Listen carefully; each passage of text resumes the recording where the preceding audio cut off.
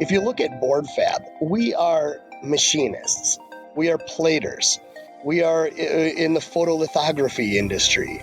We run what you might call a paint line. So essentially, we have to have mastery of chemistry. We have to have mastery of the effect of temperature profiles, of machining, chip loads, tool types.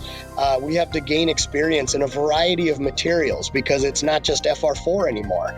You've got high speed, low loss, not just for telecommunications, but now they're being introduced into the automotive world. Teflon-based materials, ceramic-based. So the list goes on. And that's where, people can find a niche and become an expert at one thing. But if you want to grow, if you want to be a true value-add partner to your customer, you make doing business with you easier, meaning you try to solve as many of your customers' problems as possible. That's my guest on this episode of Reliability Matters. Welcome to Reliability Matters, a podcast for the electronic assembly industry. Each episode covers topics related to reliability, best practices, and environmentally responsible assembly techniques, with insights from experts across the electronic assembly industry. Now, here's your host, Mike Conrad. My guest is the president of several companies, all in the printed circuit board fabrication space. My guest is a graduate from the University of Michigan. He has a background in financial and operational turnaround and took over the family PCB fabrication business, Saturn Electronics Corporation. During the 2001 industry downturn, my guest rapidly adjusted his company's offerings to transform it from a low-mix, high-volume automotive supplier to a high-mix, medium to high-volume diversified supplier. Over the subsequent years, after reviewing the trajectory of the electronics industry, he added Saturn Flex Systems and Saturn PCB Services to round out the company's product offerings so that Saturn Group could be a service to virtually any potential customer in the PCBA and OEM industries. Between all three companies, the Saturn Group was able to assist customers in the full range of PCB technologies and volumes ranging from rigid through rigid flex and HDI, and quick-turn prototyping through direct support of high-volume overseas-based manufacturing. Industries served include automotive, aerospace, commercial and industrial, RF microwave, and consumer. My guest is Yash Sutariya. He is the president of Saturn Electronics, Saturn Flex Systems, and Saturn PCB Services, all PCB-centric operating entities. Today, we'll discuss what every buyer of printed circuit boards should be concerned about, and Yash will offer a few auditing tips that would be helpful when auditing or selecting a PCB supplier. Yash is the author of PCB Reliability, Auditing Your Supply Chain to Insure It, a paper he presented at SMTAI last year. Welcome, Yash. Thanks for joining me today. Thank you. Yash, you are involved in the board fabrication business. I'm involved in taking your products and adding things to it. So, the whole world starts with you and your industry. You're ground zero. Well, aren't you more like taking away things from it? Well, that's true. That's true. When we get into the micro, Absolutely, yes. We're taking away all the stuff you left behind and everyone else added on. we're cleaning up after you. But certainly your industry, the board fabrication industry, is ground zero for the electronic assembly process. What caught my attention, how I discovered you, was I read one of your papers that you published at SMTAI last year in 2018, entitled PCB Reliability, Auditing Your Supply Chain to Insure It. And in the abstract, you state PCBs are electronic real estate. Establishing the foundation for assembly, there is a direct correlation between the reliability of a final electronic product and the bare printed circuit board. There is much more to knowing what it takes as both a buyer and a producer of circuit boards to ensure high reliability PCB performance. So to put a twist on the famous line from the movie Jerry Maguire, you had me at reliability. Before we begin jumping into what it takes to properly fabricate a reliable circuit board, let's turn the conversation toward your direction specifically, and tell me a little bit about how your life before Saturn Electronics and how you entered the board fab space. Oh, well, that's a long and a short story. So my dad started Saturn in 1985, and I think I was it's a week before my 10th birthday. So it's a family business. I think he broke a couple labor laws and had me start working when I was 14, basically the worst job you can have in any place in the factory. The advantage of a family business. Yeah, essentially every vacation, summer break, winter break, you name it, from high school all the way through college, I was here. And as soon as I graduated business school, I said I never want to see circuit boards again. So I went into consulting, valuation, then into bankruptcy turnaround, getting into financial efficiencies, operational efficiencies, so forth. And eventually I figured, I've been working since I was 14. I don't like working here anymore. I'm going to take a break. 2 months later, my mom found me and made me go work for my dad again. So I've been here ever since, and that was May 2001. Wow. I noticed in your bio that, you have experience and education in the turnaround business, as you just mentioned. I guess that's one advantage of running your own company with that experience. You can make sure you don't get turned around once in the first place, right? Because you can see what everyone else has done wrong. You would think, but I think the key takeaway from that was staying focused. When you're in a situation, and typically there were operational issues that we would run into. Companies are facing bankruptcy, and you lose sight of your original mission. And you're too busy putting out fires, trying to keep the lights on, things like that. And unfortunately, if you look at most bankruptcies, they never come back. There's no such thing as a turnaround. And that was kind of a big impetus for me to leave that industry, because it was just depressing after a while. And then when I started, it was 2001. We were in the start of a pretty decent recession, and China came on in a big way. And from the bare board side, I believe in 2000, we were about a $12 billion industry. By the end of 2002, we were sub $4 billion. And so essentially the walls were coming down all around us. And at least the main takeaway from the training in the previous consulting was staying calm. Let's figure out what's going on, how to address it, and move forward. And that's exactly what we did. We were an automotive supplier, high volume, low mix, which is exactly what China is good at. And essentially, I think in a 3-week period at the end of 2001, we lost half our sales. Wow. And most people don't recover. From an automotive supplier standpoint, I've seen people with a 10% drop in sales end up in bankruptcy. It's that sensitive of a margin. So I'd say we did a pretty good job recovering. And basically we converted ourselves to be a high mix, and instead of low or medium volume, we still retain high volume capability, along with running 2-panel 24-hour turns all the way through volume production. So we do have a unique footprint in North America now. Yeah, it sounds like that. Your industry, probably along with the semiconductor industry, would be considered the tip of the spear in terms of leading economic indicators for the electronic assembly industry. If you get slow, we get slow very shortly thereafter. Right. I mean, that follows the supply chain. Right. And you're kind of the head of that. Tell me a little bit more about Saturn Electronics. You mentioned that, the type of work you do. I know you do automotive work, which is a very specialized form of work. You have to have special certifications, et cetera. But tell me about the types of business you do and where you do it. Right. So, in 2000, we're about 90% automotive. Today, maybe 15%. The mix is really quite broad. We have large customers in the military aerospace arena, probably about 30% of our sales now. Industrial controls, probably about 15% of our sales. LED markets, about 10%. And then the balance is spread across numerous contract manufacturers and other OEMs across the industry.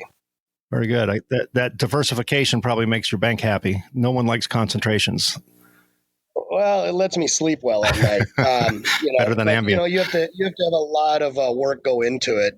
We had the back then it was QS, then it changed to TS 16949. Now it's AITF 16949 for automotive, the aerospace AS9100D, along with the 14,000 for environmental. So we're heavily certified, and that requires a lot of resources in the background. So it's an easy story to run through, but just tons and tons of work that had to go into it. But kind of like the circuit board, it's your foundation. These certs. These procedures, these quality checks, that's our foundation. So, people say, what's your focus? It's not a technology, it's not an industry, it's high reliability. And whoever needs that, that's who we build for, regardless of your industry is, and regardless of what your technology is.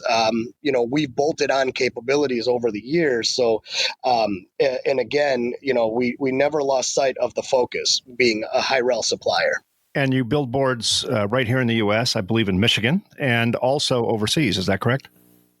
Well, so we're based right outside of Detroit, and with respect to overseas, we're like a lot of the folks in the U.S. where we have partner facilities where we'll buy and resell. But we've taken that to a next level, something that no one else really I know has done. But we've actually, instead of being in front of the overseas supplier, trying to basically be the only person that the customer interfaces with, we've stepped to the side, and we've aligned ourselves with the 7th largest PCB manufacturing group in the world. They're a division of Kingboard. So we work with 2 of their facilities. One is a high-rel automotive supplier, primarily on the rigid side. And the other, I think they used to be one of the world's largest HDI manufacturers. They're still up there, but we've actually collaborated with them to teach them how to do rigid flex. So they're developing volume HDI rigid flex capabilities that we partner with them in terms of, instead of buying and reselling, we actually support them. So the customer deals directly with them, and we provide local quality engineering, technical support. And at the benefit for Saturn is we're still at the front seat. And so we get the benefit of doing a lot of the development work, being their emergency guys. When they have a need for volume at a quick turn, we're one of the few shops in the U.S. that can do that still. So it's a unique situation, but definitely beneficial for all parties. Yeah, it sounds like a unique collaborative partnership between a customer and their supplier, which only benefits your customer, I would suppose. Okay, let's jump into the article you wrote. I just wake up every morning thinking circuit boards are just somehow, hatched by geese or something, and they just come down from heaven, and they're just there. I am completely unaware of, or ignorant even, of the in-depth processes that go on to fabricate these boards. I just know a little bit about it. I certainly know what can go wrong. I also know that anytime the assembly process goes wrong, people tend to, blame it's always the board downstream. Right. Well, it must be a bad board. Right. Exactly. The components are falling off. There's voiding. Must be a bad board. So in your article, you lay out some of the key points, and I'll just kind of bullet point those, and then we can kind of go through it. You talk about laminates and multi-layer pressing and failure modes and press control checklists and drilling and copper plating and my favorite subject, cleaning. Walk me through the PCB fabrication process and what aspects of that process should customers ordering boards be concerned with and possibly inspect for? So I think we could take a step back, and when it comes to really the intent of this article was to give customers, specifically those in the position to qualify a supplier, some inside tips, if you will, of things to look for. In our history, we've been audited God knows how many times by, whether it's the certification bodies and more specifically customers. And unfortunately, a lot of them have a one-size-fits-all audit sheet. It may be based on ISO or TS systems, and or even worse, there's a common document called the IPC 1710, which to me is more like a capabilities matrix as opposed to a true audit form. But that's the tools that they have. And there's very easy ways to get through those audits and pass fairly well without lending towards gaining, what degree of reliability of product can these people generate. And if you look at the fab process, it's quite painstaking. It's intricate, many steps, each of those steps having different failure modes, and most importantly, it requires a mastery of a variety of disciplines. When I was in automotive, I thought it was hard. I said, wow, they got to do a lot of these parts and good quality. But if you're a stamper, you're a stamper. You're hitting metal. If you're a molder, you're a molder. You're shooting plastic, and maybe you add a paint line. Maybe you add a little bit of final assembly. If you look at board fab, we are machinists. We are platers. We are in the photolithography industry. We run what you might call a paint line. So essentially, we have to have mastery of chemistry. We have to have mastery of the effect of temperature profiles, of machining, chip loads, tool types. We have to gain experience in a variety of materials because it's not just FR4 anymore. You've got high speed, low loss, not just for telecommunications, but now they're being introduced into the automotive world. Teflon-based materials, ceramic-based. So the list goes on, and that's where people can find a niche and become an expert at one thing. But if you want to grow, if you want to be a true value-add partner to your customer, you make doing business with you easier, meaning you try to solve as many of your customers' problems as possible. So that's where we kind of made our turnaround. We learned to do what we didn't know how to do. And that's really where it becomes a challenge for customers to audit, because now when you're an assembler, you're dealing with two layers, top and bottom. There can be 20 layers in between. There's things going on that on an assembly level you're not used to, like chemistries, like material properties, things like that. And I seem to have gotten way out of line from the original question. No, that's perfect. And that it brought up another question that I wasn't planning on asking.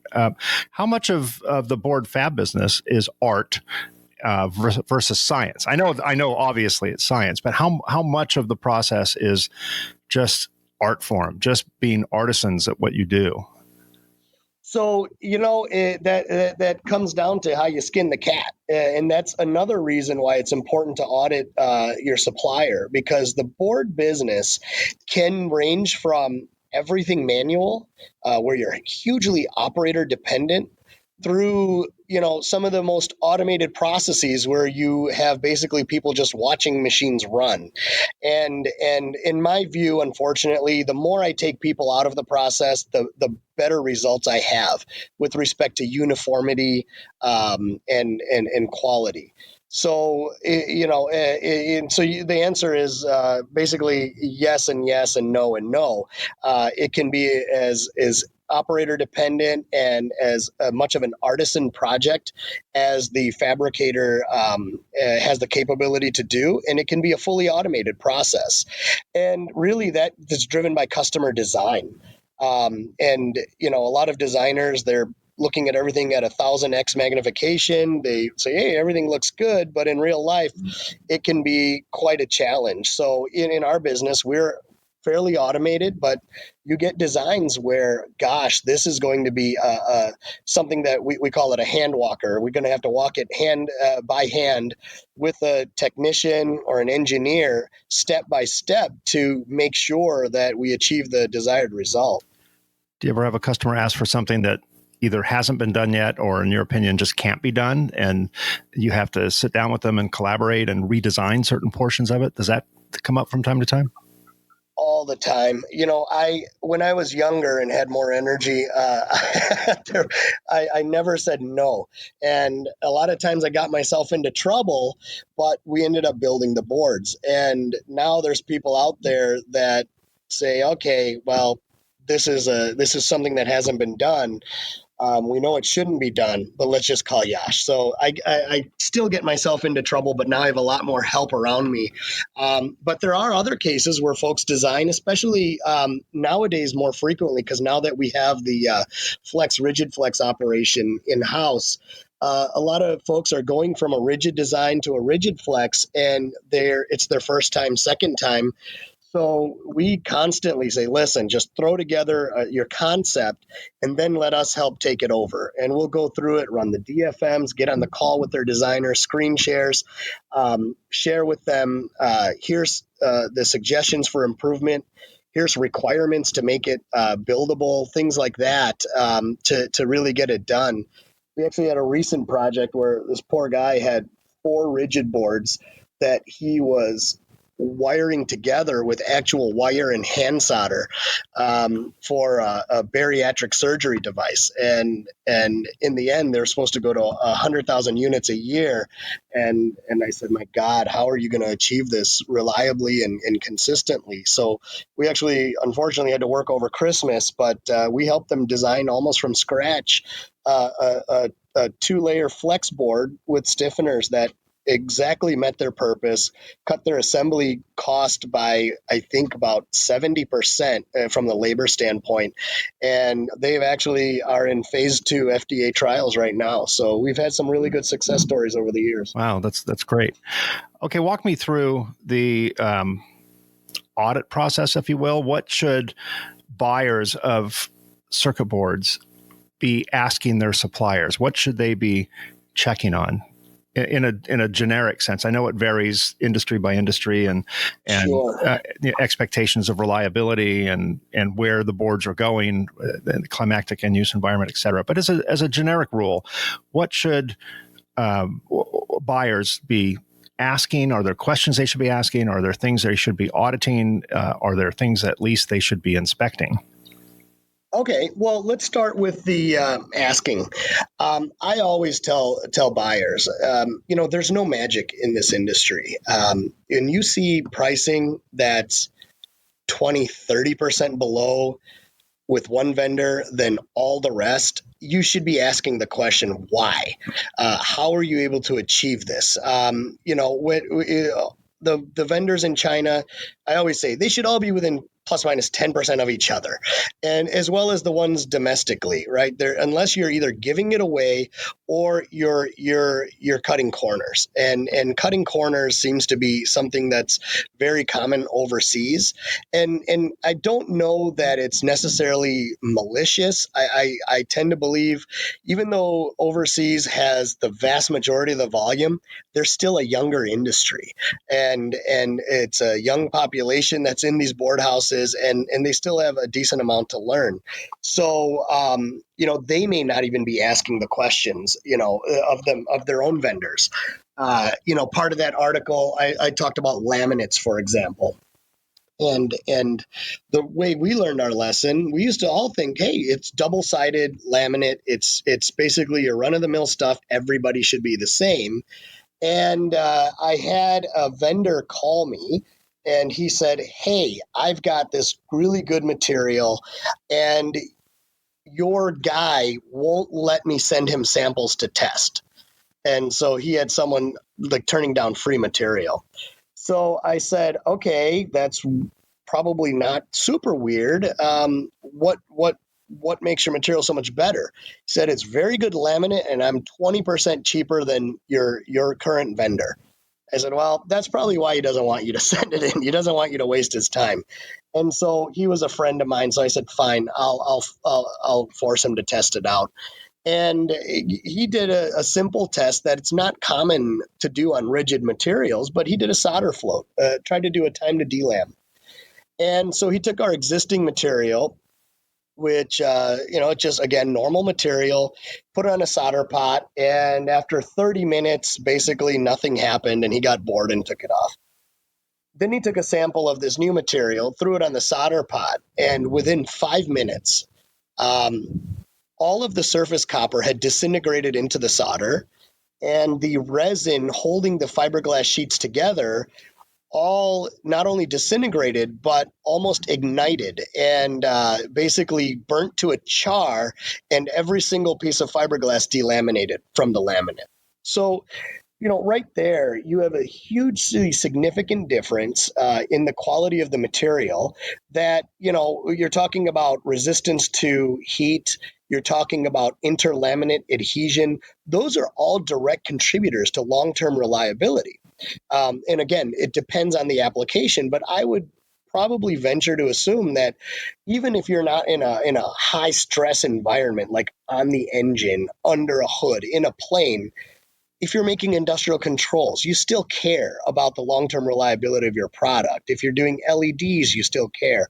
And those are, things that wouldn't be something that definitely not a PCB buyer would be asking about.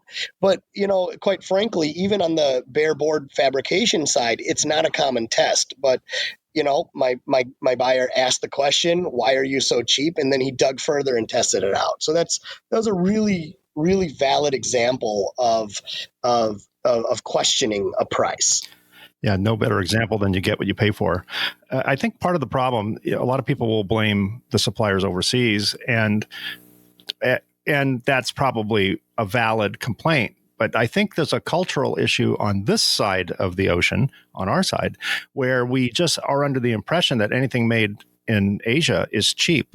And we kind of force them to drive down the costs, and it is a race to the bottom. And I think if somehow one day we were all to wake up and just decide we're going to pay for the value we receive, whatever that happens to be, then suddenly the world would be a better place. Everything would be more reliable. But I think it's a combination of cutting corners, as you stated, and that's fueled by our insatiable desire for the lowest possible cost. Right. And we can't have both. I was shocked to hear this statement. This was many years ago by an automotive purchasing manager. And clearly he didn't have too much knowledge, but he said, listen, because we tried to push, look at us, look at our vendors overseas, their quality, we're audited, certified, blah, blah, blah. And he said, listen, I assume quality and I assume good delivery. So that's why I go only by price, which you couldn't sum up a more dangerous statement than that. And like you said, this assumption, and really it's closing eyes and hoping for the best. It has really done a number on board pricing globally. And like you said, if you, in Asia, you need to be at 80-90% loading capacity to make money easily. And, they have no choice but to get the order. So they'll cut the price, and then they'll figure out how to make money. And that's where, you get, random material substitutions, you'll get chemistry substitutions, you'll get, hey, maybe we don't need this many checks or this many inspections, or maybe we could cut our chemical testing down to twice a week instead of daily. There's a lot of ways you could cut costs because you're talking about trying to shave off fractional percentages at that point. Sure. In the words of Ronald Reagan, who, according to the Russians, they coined the phrase, but trust but verify, right? Right. And we can also coin those, the saying about what happens when you assume. Yes, yes. How's assume spelled? You make an ass of you and me. So exactly. Agreements are much better than trust, and follow up and control helps verify the process. So we talked about laminates. What other attributes of a board or functions of board fabrication should buyers be concerned about? Okay, well, so I like to talk about these aspects as the backbone of reliability of a PCB. There's probably, I think, 42 individual steps you go through to make a 2-layer PCB, even more for a multi-layer. Even more for HDI and sequential lam. So what I try to do is boil it down to something simple that, if you're going to do these technologies, that's fine, but you got to get these 4 basics right to begin with. So you have your material selection, and then for multi-layer processes, you have to bond these materials together. And it seems simple. You apply temperature and pressure, and you're bonding layers together to make a multi-layer. And one of the things I found out was in Asia, a lot of people, especially the medium and smaller shops, they don't even have their own lamination facilities in-house. They outsource the whole thing. And, from our standpoint, we have it in-house. We have a QC engineer assigned to that process because it's so critical and so machine dependent. You're looking at your recipes in terms of what's your starting temperature, what's your rate of rise of temperature from start to cure temperature, time at cure temperature, and rate of decrease. Those all affect the final reliability of the PCB. And that's us having it in-house, having a full-time person there. And over there, they outsource. So my question to one of the vendors we had visited was, well, so how do you audit your supplier? And he pulled out an ISO cert. And that was it. They're certified. We're good. So there was a trust, but no verify. And from that standpoint, ISO, TS, IATF certs, I think they almost hand them out like toilet paper in China. And my vendor, he made the same comment, and he said, the trick is everybody has an automotive IATF cert.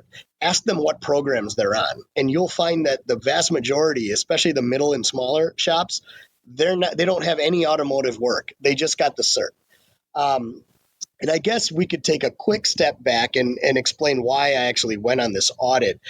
This was when my dad was still around, and we got a call from one of our customers that said, "Hey, how you doing? Everything's good. By the way, you owe us $1.2 million.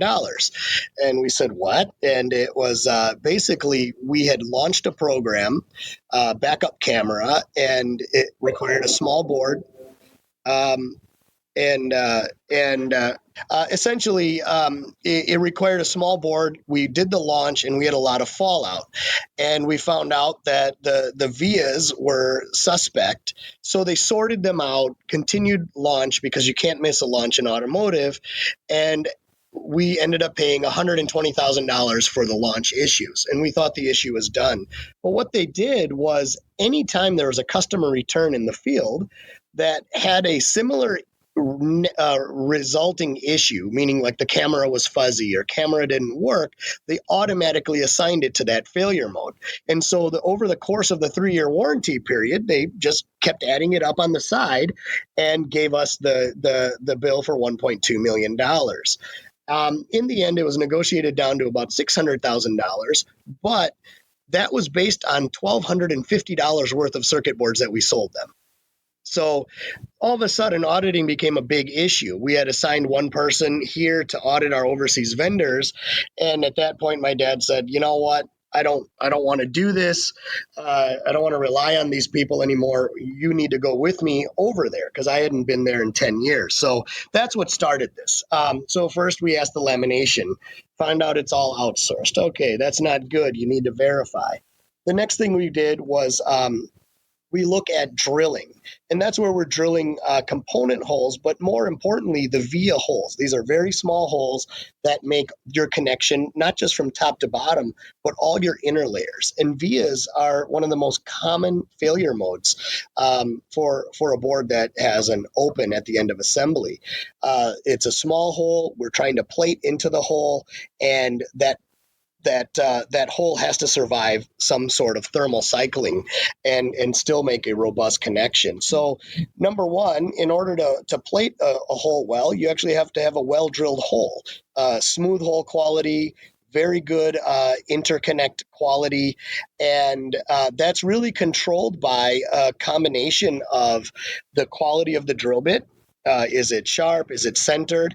As well as the parameters you use to drill. What's the RPM? What's the feed rate going into the material? What's the feed rate coming out of the material? And what's the maximum number of holes you can drill? So this is where, it goes back to your, is it art or is it manufacturing? And it can be both, depending on how you run your drill room. Older machines, you manually plugged everything in, or it's part of a header of the program. Now, these parameters change with material types, with layer counts, with total ounces of copper. So there's quite a few inputs there. And so from our side, we have drill room software. We invested six figures into software where the front end, they just plug in key parameters, whether it's layers, material type, so forth. And the software chooses based on those parameters what those drilling parameters will be. And that gets loaded automatically into the machine. The operator is removed. So, I went to the drill room over there. So the first part, the lamination audit, took 5 minutes. We go to the drill room. We ask, okay, what are your feeds and speeds? And they said, oh, well, here, they're on a piece of paper.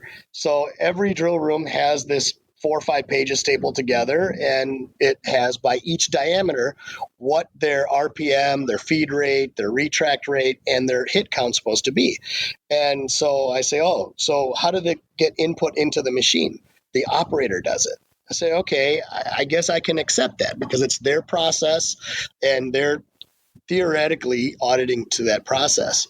So my next question was, well, I only see like standard FR4 here. What about like high temp FR4? And they turned to the last page and it was a single line item and it said, reduce feed rate by 30%. I said, okay, that seems simple, but I guess if you've developed your process and you've done the testing, it must be okay for you. And they said, yes, of course.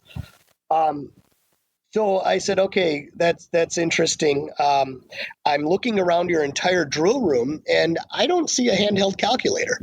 Do you expect your operators to do this in their head? Then all the questions, the looks go around and then all of a sudden a calculator shows up. I said, okay, fine. So I took the next step and I know how to run a drilling machine because my dad made me work in all the processes here, but that's not something an auditor would do or know about. But I said, hey, show me the parameter page on this machine that's running. And so they pulled it up and it was running a high temp lead-free capable laminate. So you had to apply that 30%. And so I just ran the math and I said, gosh, none of these match. And then all of a sudden there's more confusion. And then I get an excuse. Oh, this is a special job, requires slightly different parameters. But in the end, these guys didn't give their own operators the tools that they needed to follow their system. It was actually kind of funny. Yeah, I know with drilling, I was involved. I think we spoke about this during the pre-interview.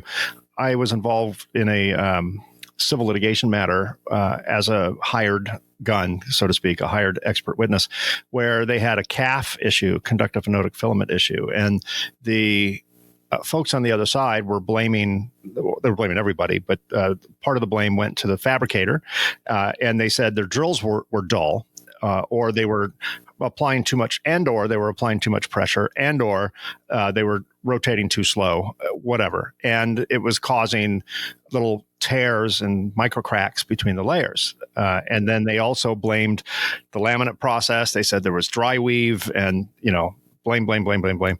And the fabricator kind of got thrown under the bus for something that a simple bakeout process could have prevented in the first place. Even with all those sins of the process occurring, a simple bakeout process would have at least eliminated the CAF issue, even though the other constituent requirements were there. So, the little bit I know about board fabrication, drilling is certainly, at least from that standpoint, and I'm sure many others, an important factor. Well, absolutely. But, you bring up a good point. There's a saying, we're all in this together, right? And we should all be doing our parts to apply best practices as much as possible.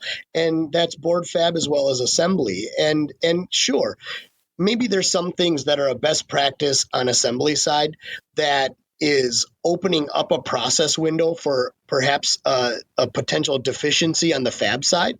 And fine, it's easy to blame the fab side, but boy, if we all did everything best practices, assembly can make up for a deficiency on the fab side, and quite certainly fab side can make up for deficiencies on the assembly side.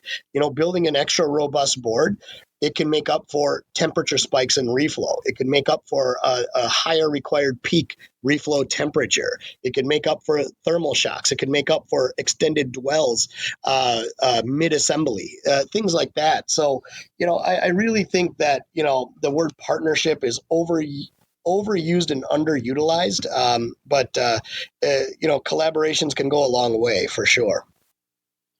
How a lot of assemblers assume their boards are completely clean. If we're going to rate cleanliness on a scale of 0 to 10, they'll assume it's a 0 because nothing's been added to the board.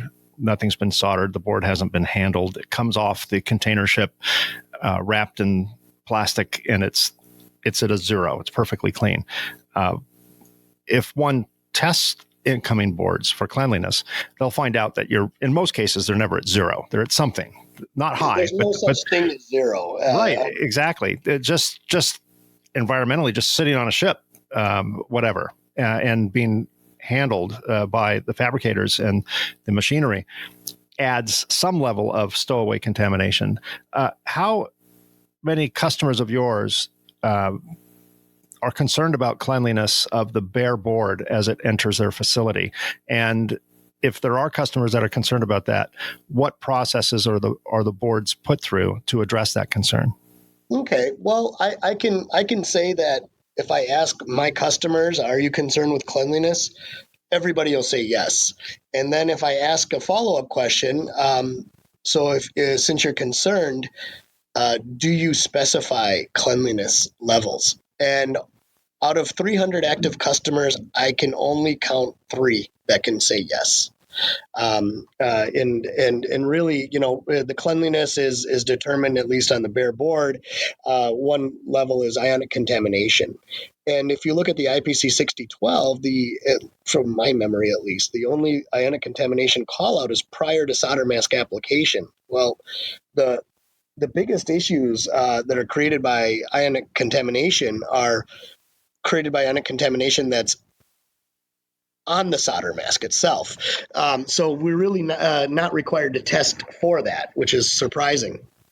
So it really goes to process knowledge and product knowledge, and the customers that do require it are probably not and consequently have built their own boards in the past, have that product knowledge, and have done life cycle testing, life cycle development for different applications. So, it's unfortunate. And also, IPC has come out with a cleanliness specification, but it's separate than the 6012. So unless you call it out specifically in your fab notes, really no one has to meet it. Right. So if they do have to meet it, is that on the receiver's end to clean the board, or is that on the fabricator's end to provide aftermask cleaning? It's an as received condition that we're supposed to be meeting, and so if we do need to meet it, we go through a certain number of extra steps here. So typically, it's hardest to meet ionic contamination requirements when you have a solder finish, so tin lead solder or lead-free solder. The reason being is that the fluxes used in that process are the largest contributor towards ionic contamination levels. So there's additional cleaning requirements, and I know this is speaking to your trade there. So we have built specialized equipment that can accept saponifiers into a cleaning bath, have special scrubbing brushes to really grind those saponifiers into the board surface to break up those fluxes, then high temperature RO or DI water used to spray them clean. That's a big step that we took towards meeting, at least on the automotive side, ionic contamination requirements. But also, it's your facilities in general. Are you using RO or DI water in critical processes? Are you using gloves? Are you Are your rinsing agents kept clean by either running bailout or a scheduled changeovers, things like that? And so typically when there's an ion contamination requirement, we're running either an ionograph or an ion chromatograph test prior to shipment and sending that certification with the boards. Very good.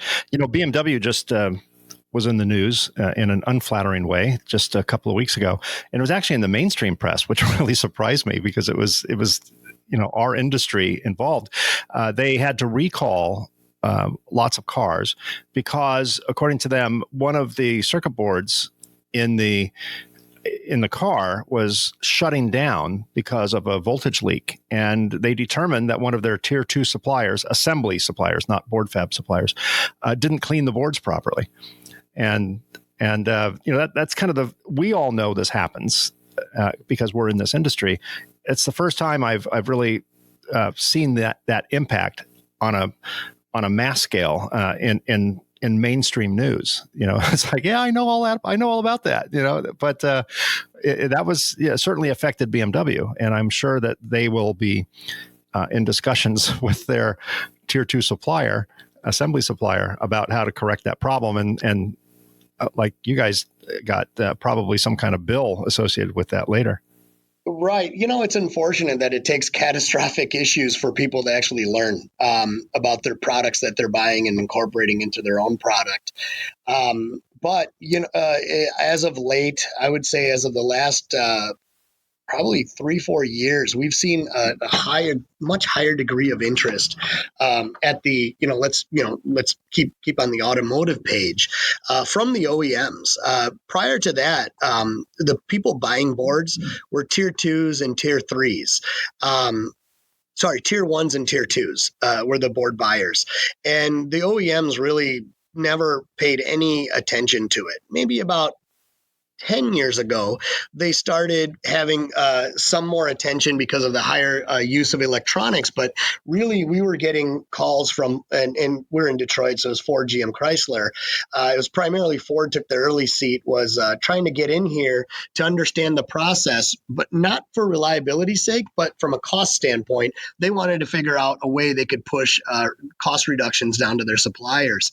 And more recently, we've had Ford and Chrysler engineering teams in here, not from a cost basis, but to learn about, what goes into a board build, how does design impact, and how can this impact long-term reliability. So people are starting to wake up, and unfortunately, it probably takes stories like that BMW situation to set off the alarm. Well, that certainly increases my faith in the automotive industry. That's very encouraging. I've had a late model. I have a late model car, and I have an old model car. I have a 1968 Mustang, and I seem to say this in every podcast. So for those listeners that are tired of hearing this story, I apologize, but it kind of falls perfectly into this scenario. My 68 Mustang, if 100% of the circuit assemblies failed, I would only not be able to listen to my AM radio, right? Because that's the only circuit board in the car. Everything else is electrical. There's nothing else electronic. Right. On my 2018 late model GM product, if any of the circuit boards fail, I could not be able to steer, not be able to brake. It could detect falsely that I'm about to veer off a road and turn my steering wheel for me. It could do all sorts of nasty things that could affect my safety.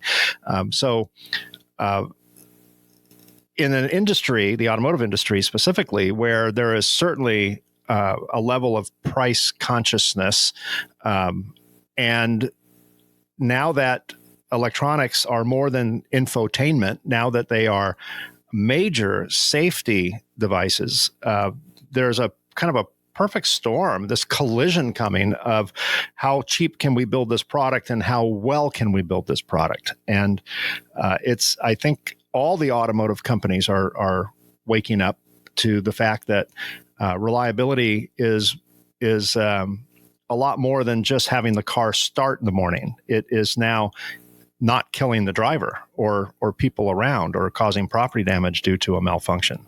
Right, and I do see a look across, in other industries. What can happen to automotive can happen to industrial controls, for example.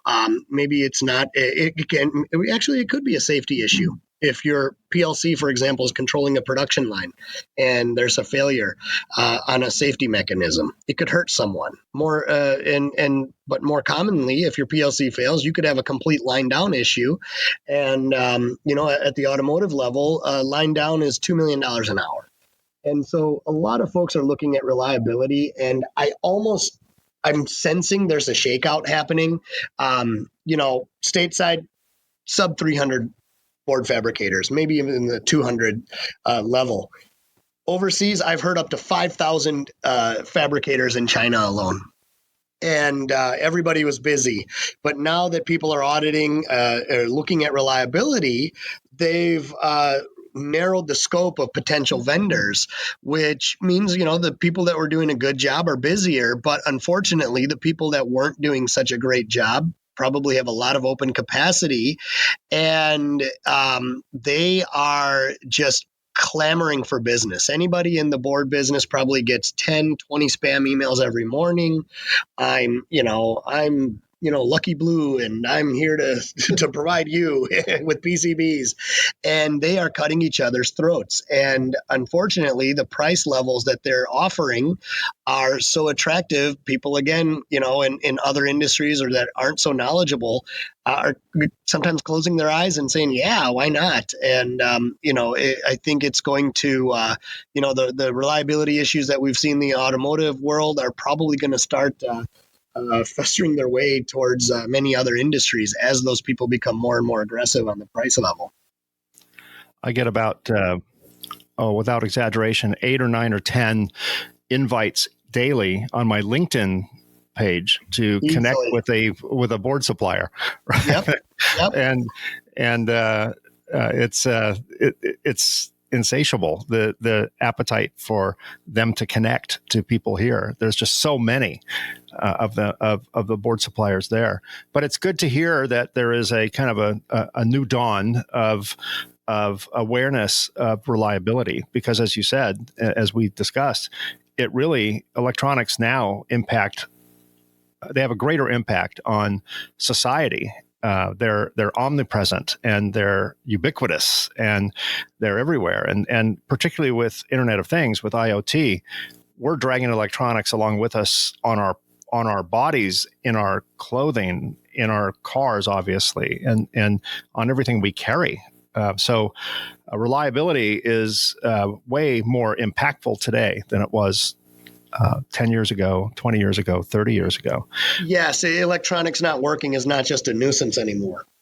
Correct. Absolutely. Where do you see, we're going to wrap up, and there are so many other kind of audit points that were brought up in your article, and I'm going to provide a link to your article so that SMTAI members can download it for free on the SMTAI.org website. Can't remember if they're .org or .com, but you can find it. Search the title of the article, which is PCB Reliability Auditing Your Supply Chain to Insure It. It'll pop right up. If you're an SMTAI member, you can download that article for free, and you can kind of dive deep into all the different audit points and points of concern and questions you should be asking your supplier. So we talked about the past, how electronics were less ubiquitous in the past and less harmful if they failed.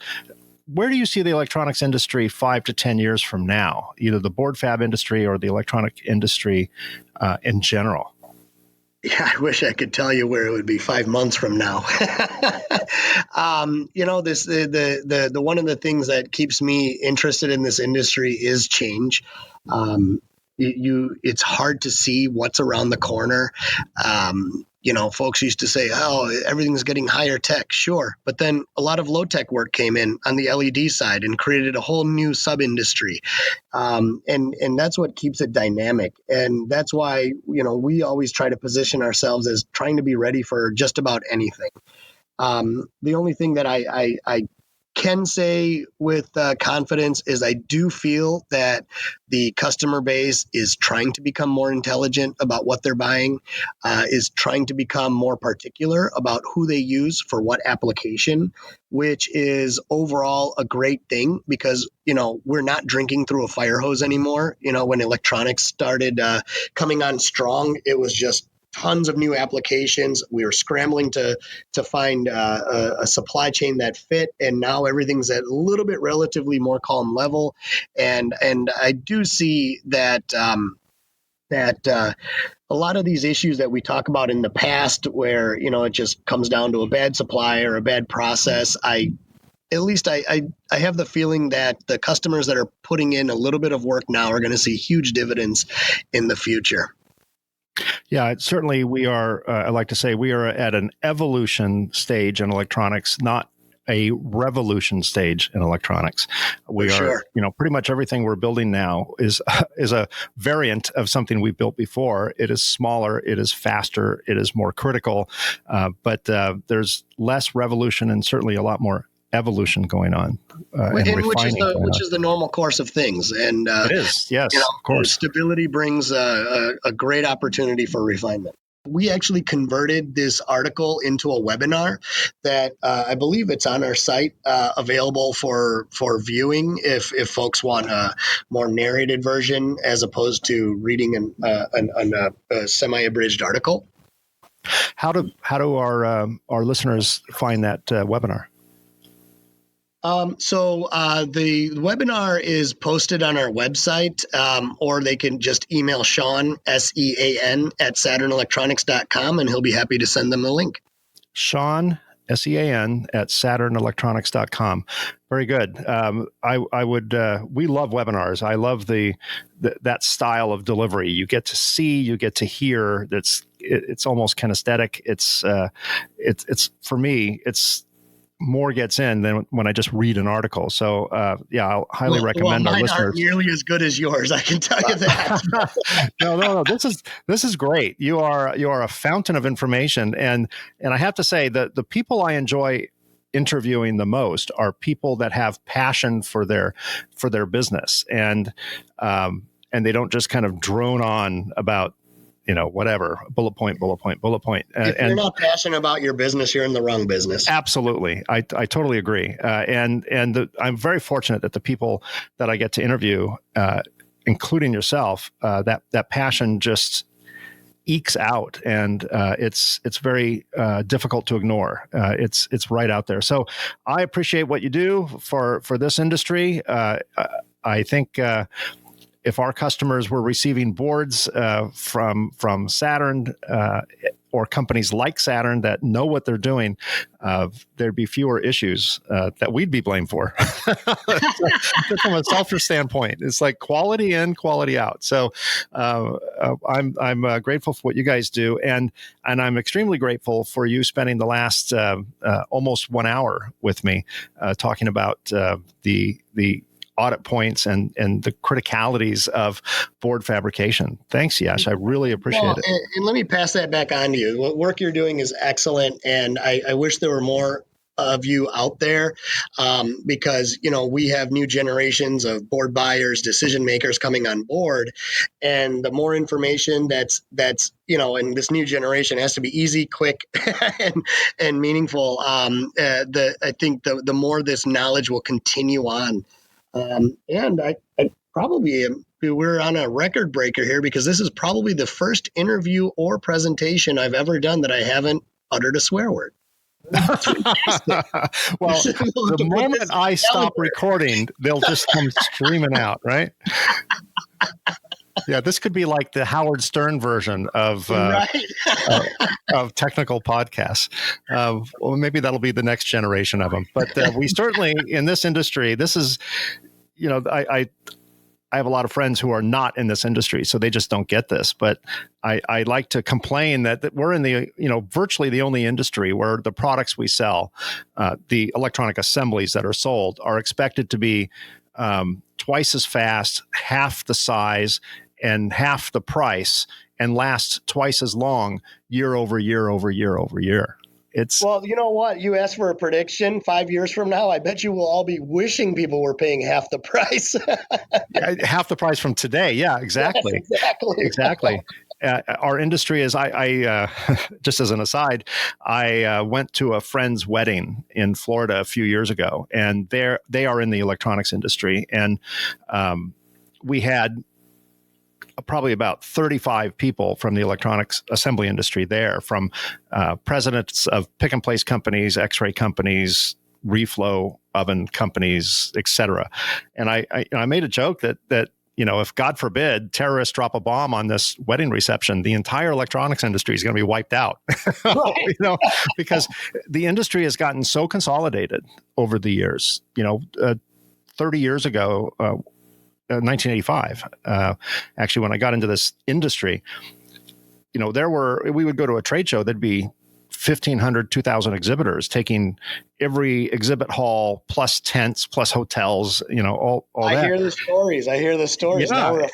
Now we're half a hall or at best, maybe Prototronica has, 4 halls, but it's nothing compared to what it used to be. Yet there's probably more dollars involved in the industry in terms of, total net worth of the industry with a fraction of the players. And right. It's a very interesting business, as you know, getting dragged into it by your parents, and it is a very interesting industry. But it's the one we're in, and it's fascinating in many ways, and it does certainly produce curse words on a daily basis. Sure. Well, thanks for not using those here. And again, thanks for your time, Yash. It's greatly appreciated. Well, that's another episode. Thanks for listening to Reliability Matters. If you like what you hear, please be sure to give us a like. Just click the like or heart button below. If there are any reliability-based questions you'd like to have answered or specific topics discussed, let me know. I can be reached at mike@mikeconrad.com. That's Conrad with a K. Don't miss another episode. Subscribe to Reliability Matters on iTunes or follow us on Spotify. You can also listen to us on iTunes, Spotify, aqueoustech.com, PCBchat.com, Spreaker.com, or our newest affiliate, Ascendo Reliability, on reliability.fm, a site dedicated to all things reliability. Once again, thanks for listening. We'll be back soon with another episode of Reliability Matters. In the meantime, keep doing it right. Thanks for listening to the Reliability Matters podcast. Join us on the second and fourth Tuesday of each month for new episodes of Reliability Matters.